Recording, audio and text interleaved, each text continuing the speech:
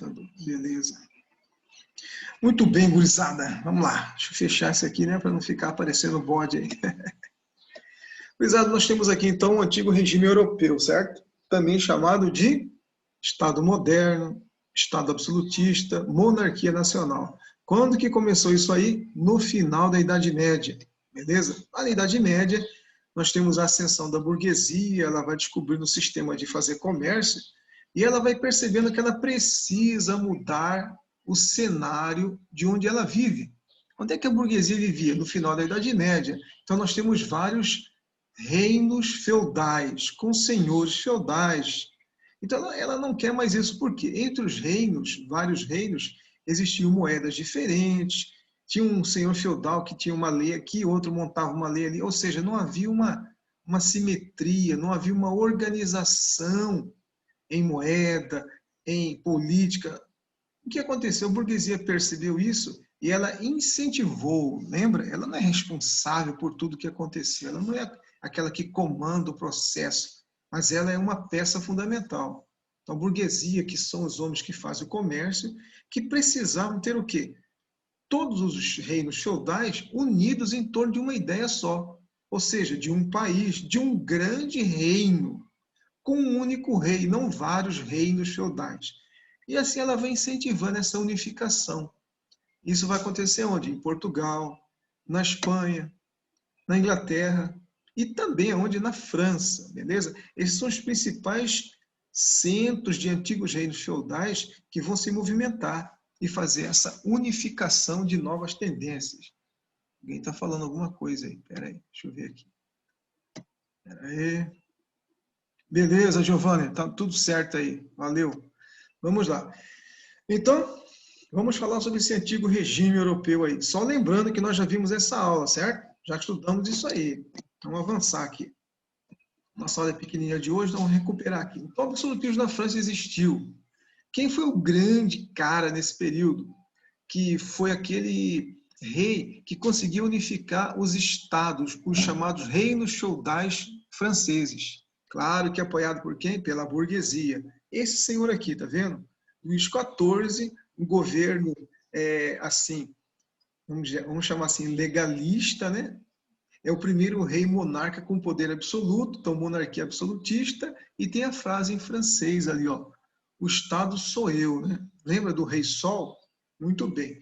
É nesse período que ele vai criar uma grande e poderosa, um centro para receber todos os senhores feudais e vai bajular eles. Como é que ele vai bajular? Ele vai oferecer o quê? Ele vai oferecer imposto zero para os nobres, né, o pessoal próximo a ele, vai trazer todo mundo lá do interior dos seus reinos para a capital. Ele vai construir o famoso Palácio de Versalhes, certo? Tranquilo? E assim ele vai colocando todos esses grandes reinos, esses reis, debaixo do seu guarda-chuva de proteção. Beleza? Ele vai dar proteção a eles, vai isentar eles de impostos, tá? E eles vão se tornar uma nobreza, ele vai se tornar um rei. Fechado? Facinho? Então ele cria uma corte, né? Aquele pessoal que vive aonde? Lá na base do absolutismo francês, no Palácio de Versalhes. Beleza? Tranquilo? Nesse período também tem uma parceria, né? O Estado e a Igreja estão juntos ali. O Estado subordina a Igreja Católica, estão juntos ali, certo? Aí tem o Edito de Nantes, que são questões religiosas que nós já estudamos também. Mas nós também temos o absolutismo em Portugal. Quem é o cara lá? É o outro rei, Dom João V, beleza? Esse cara está aproveitando uma situação muito boa. Vocês já estudaram, nós estudamos juntos aqui. O Brasil está fornecendo à metrópole portuguesa e ao rei Dom João V uma grande quantidade do quê? De ouro, de mercantilismo. Uma das práticas do mercantilismo, qual que era? Explorar a colônia. E qual que é o objetivo de explorar a colônia? Naquilo que ela pode oferecer de mais importante, que é metal precioso. Então, do Brasil vem uma grande quantidade de ouro e também de diamante e outras pedras preciosas. Isso está dando muita força para quem? Para Dom João V. Dom João V, que teve o seu processo de unificação, lembra, apoiado por quem? Pela igreja e pela burguesia. A burguesia é responsável pelas navegações, certo? Ela faz parte da administração nesse período. Então, esse Dom João V aqui com o ouro que vem do Brasil está muito bem. É um destaque nesse período, beleza? Tranquilo? Vamos avançar aqui. Nós também temos aqui, vamos avançar um pouquinho aqui, o regime político. Tem aquela famosa pergunta, o que é o regime político absolutista? Aí a resposta é essa aqui, ó. É um regime onde tem um rei e esse cara aí, esse senhor, seja o Dom João V, seja o Henrique XIV, seja o Luís XIV na França, eles têm um poder total nas mãos dele, certo? Ele é um rei. Muitas vezes ele foi visto como um ser divino. Lembra disso? Teoria do divino, que vocês estudaram principalmente em filosofia? Mas também ele é o cara que é uma espécie de controlador da sociedade. Lembra a teoria do contrato social? Sociologia, teoria dos contratualistas, lembra disso? Então, o absolutismo é o rei concentrando todos os poderes em torno de si mesmo. E aí ele vai fazer o quê? Criar leis.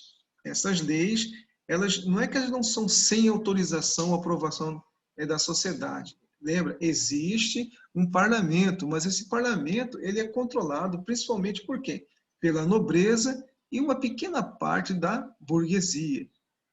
Tem uma representação da sociedade? Tem, mas não é uma sociedade, não é uma pessoa humilde que está dentro do sistema parlamentar nesse período, na verdade, não é igual hoje. Hoje nós temos aí representantes de pessoas humildes.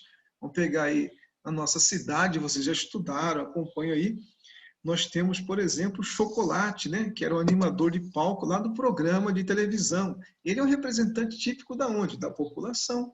Não é um homem de uma família tradicional de políticos que está como representante político da sociedade. Não, ele é de outro segmento da sociedade. Então, o que é o regime político absolutista? É a concentração de todos os poderes na figura de uma pessoa, do rei, onde ele cria leis com a participação de quem? Do parlamento, onde ele tem o maior poder, certo? Tranquilo? Facinho? Vamos avançar para cá. Dá uma olhada aqui nessa estrutura bacana aqui, ó. O Estado absolutista ele domina toda a vida política da sociedade europeia. Toda ela aqui. Quais são as principais características para você não esquecer de toda aquela aula que nós estudamos lá no segundo bimestre? Concentração de poder político nas mãos de um cara, do rei. O povo é o quê? É o súdito, é aqueles que estão sob o comando do rei. Lembra a teoria do contrato social? O rei é a figura que comanda, a população é a figura que obedece. E eles são ligados por quê? Questões políticas, questões de tradição e assim por diante. O rei organiza o processo de arrecadação de impostos. Quem que paga os impostos? A população, certo? Ele também vai criar o primeiro exército nacional. Não existia um exército da nação, existiam os exércitos de cada senhor feudal. Lembra? Agora não. Tem um exército nacional, é como o nosso hoje. Tem um exército nacional, tem uma marinha e tem uma força aérea do Brasil, não é de cada estado. Cada estado tem o seu, não é verdade?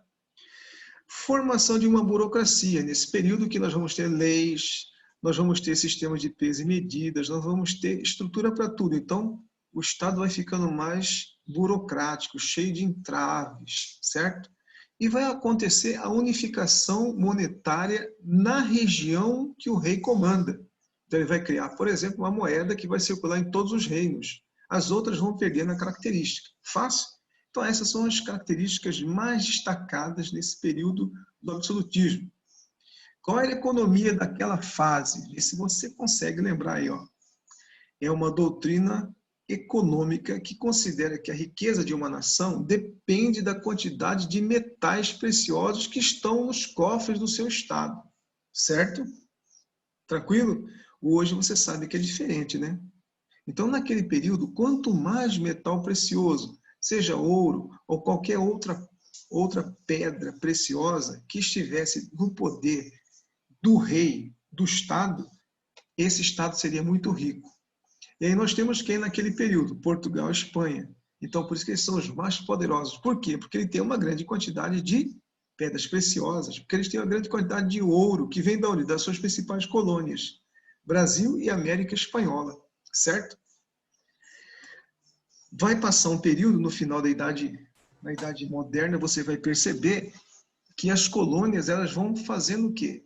Finalizando a sua produção, o ouro vai acabando, esse ouro que está na superfície, não havia uma tecnologia para exploração em profundidade, né? Então vai acabando o ouro, e ao mesmo tempo as novas teorias de independência na América Latina. E aí você percebe claramente que Portugal e Espanha vão perdendo espaço para quem? Para a Inglaterra, que começa a fazer o seguinte, lembra disso? Ela começa a fazer um processo de produção. Lembra aquela produção artesanal, uma produção manual, depois uma produção manufatureira. E, finalmente, nesse caminho de evolução, ela chega à produção industrial, certo? Então, ela vai os reinos ibéricos vão perdendo espaço para quem? Para essa grande monarquia inglesa. Tranquilo que é matéria de amanhã, nós vamos entender como que a Inglaterra ela conseguiu fazer essa revolução, essa mudança no seu modo de produção. Beleza? Ela vai sair de um modo de produção feudal, mercantilista e vai passar para o industrial. E por que Portugal e Espanha não fizeram isso? É simples, sabe por quê? O chamado comodismo. Portugal e Espanha tinham uma grande colônia, ou seja, as colônias portuguesas ou espanholas, e ainda outras, né? As na Ásia, na África, elas achavam que o ouro nunca ia acabar. E elas não tomaram providências para modificar o possível futuro que ia acontecer. E ele aconteceu. Outras nações foram se modernizando, foram tomando formas diferentes de economia e passaram por cima dela. Hoje você percebe que Portugal e Espanha não fazem parte das economias mais poderosas do mundo, mas em contrapartida nós temos a França e a Inglaterra no topo do G7 lá. Tranquilo? Feito? Então, a economia do chamado antigo regime, ou dos estados nacionais ou absolutista, é o mercantilismo. Para eles, a principal economia era o quê? O acúmulo de metais preciosos nas suas chamadas nações, no seu cofre. Facinho, moleza, né? Tranquilo? E aqui nós temos uma imagem bacana, capturada do Google, que fala sobre o mercantilismo. Dá uma olhada aqui. Quem que comanda o mercantilismo, que é o sistema econômico da Idade Moderna?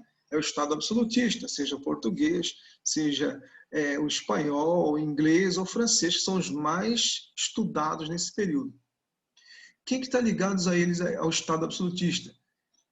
A burguesia, ó, apoia os negócios da burguesia. A burguesia que vai fazer funcionar o mercantilismo, principalmente. A burguesia que vai estar do lado. Ela vai falar assim, ajudei você, rei, a comandar, agora eu quero que você me faça concessões. E assim o rei vai nomear a burguesia, por exemplo, para fazer as grandes navegações, para fazer o comércio de escravos e assim por diante. Olha aqui, a outra flechinha à direita do Estado absolutista. O Estado sustenta os nobres pagando-lhe rendas. Além dessa nobreza não pagar imposto, vamos pegar a França, além do Luís XIV chamar todos os reinos feudais, os reis para morarem na capital, no palácio que ele construiu, naquele palácio maravilhoso, ele não vai cobrar imposto deles, ainda vai sustentá-los. Esse vai ser um problema para os próximos reis que vão suceder Luís XIV, o Rei Sol. Porque é como se fosse um câncer, né? Nós temos ali, vamos dizer, 80, 150 reinos, né? Representantes, a famosa corte, só que ela vai aumentar. Ela vai aumentar durante 2, 3 gerações e vai ter muito mais gastos. A população vai ficar pagando os impostos e vai ter que sustentar esse grupo aí, o chamado primeiro Estado. E é isso que vai levar a uma possível revolução lá no futuro, um descontentamento com esse estilo de governo aí, chamado de sustentar a sua nobreza. É a Revolução Francesa, certo? Mercantilismo, à minha direita, escrito assim, meios. Quais são os meios que sustentam o sistema econômico mercantilista? Primeiro, barreiras alfandegárias. A colônia só pode fazer comércio com a metrópole. E a metrópole pode fazer o quê? Enviar o que ela quiser para que a colônia compre. Obrigatoriamente ela vai comprar o que vier da metrópole. barreira alfandegária. Ninguém faz comércio com a colônia se não for autorizado pela metrópole. Tranquilo? Estímulo à expansão marítima e colonial. Então está aqui, ó. Nós temos então uma colônia. Então nós temos aqui aquele processo de avanço em direção à mata, no Brasil chamado sertão, lembra? Desbravar, explorar cada vez mais. Isso é um estímulo típico do mercantilismo. Aumento da população, é claro que sim, e incentivo às manufaturas nacionais. Quem vai fazer essa manufatura nacional, principalmente, vai ser a Inglaterra. Portugal e Espanha não vão fazer, sabe por quê? Eles têm dinheiro, então eles vão consumir de quem tem. Quem é que tem? A Inglaterra. Beleza? Então o mercantilismo tem essas características aqui. Qual é o objetivo do mercantilismo? Pontuei 3 aqui, peguei essa figura bacana aqui do Google para que você possa ver. Reforço do poder do Estado Nacional. Beleza? Primeira coisa, o mercantilismo existe, ele funciona, e tudo que vem é para reforçar o poder do rei. Tranquilo? Qual é a técnica de comércio mais importante do sistema mercantilista? É o metalismo. Pronto. Qual que é outra mais importante? A busca da balança comercial favorável. O que é isso aí? O Estado deve fazer o quê? Exportar mais do que importar. Quem exporta mais das grandes chamadas assim, monarquias nacionais? A Inglaterra, ela exporta mais. Por quê? Porque ela faz um sistema diferenciado, ela está fazendo mais exportação. Quem importa mais? Portugal e Espanha. Por quê? Porque eles têm 2 colônias importantes, Brasil e América Espanhola, que fornecem o quê? Dinheiro para eles poderem comprar. Então eles não estão naquele objetivo de fazer uma produção manufatureira. Olha aqui o meio, ó, incentiva a manufatura nacional, não existiu isso. Nós estudamos em aula passada que o Marquês de Pombal, no reino português, ele tentou fazer isso aí, mas logo ele vai ser sucedido, as pessoas vão forçar ele a abandonar o cargo aí, certo? Característica do mercantilismo aí, tranquilo? Como que funciona a sociedade naquele período? É chamada de sociedade de ordens, monarquia, corte, primeiro e segundo estado na França. Muito bem. Naquele período, a sociedade europeia, dos séculos XVI, XVII até o XVIII, era uma sociedade formada, lembra aquela pirâmide social de sociologia? Ou aquela clássica, né, onde nós temos a divisão em primeiro, segundo, terceiro estado? É dessa maneira, ela funciona assim. Quem está lá em cima? Geralmente quem está no poder é o rei, certo? O rei e a corte, chamado de primeiro estado na França. Aí nós temos também, junto com eles, às vezes aparece, antes do rei, a Igreja Católica, o clero.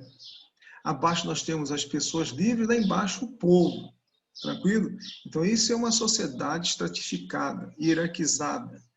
Quem nasceu nobre vai continuar sendo nobre. Tranquilo? Dá uma lida aqui. As principais ordens ou estratos sociais são o clero, a nobreza e o povo.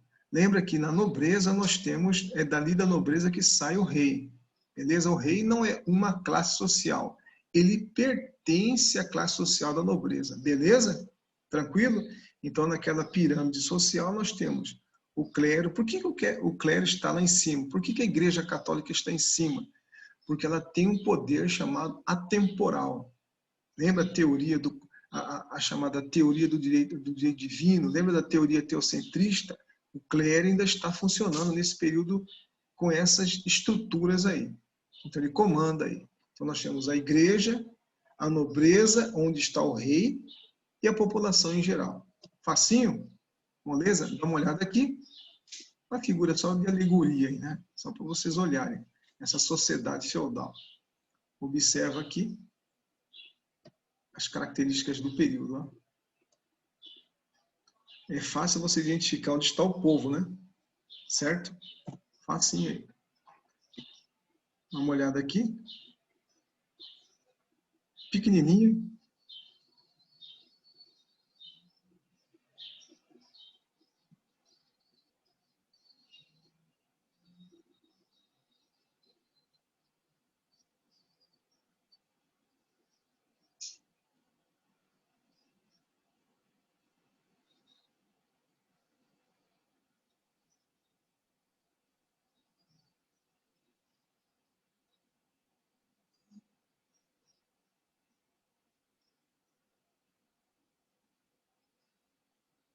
Palácio de Versalhes aí. Olha o famoso palácio.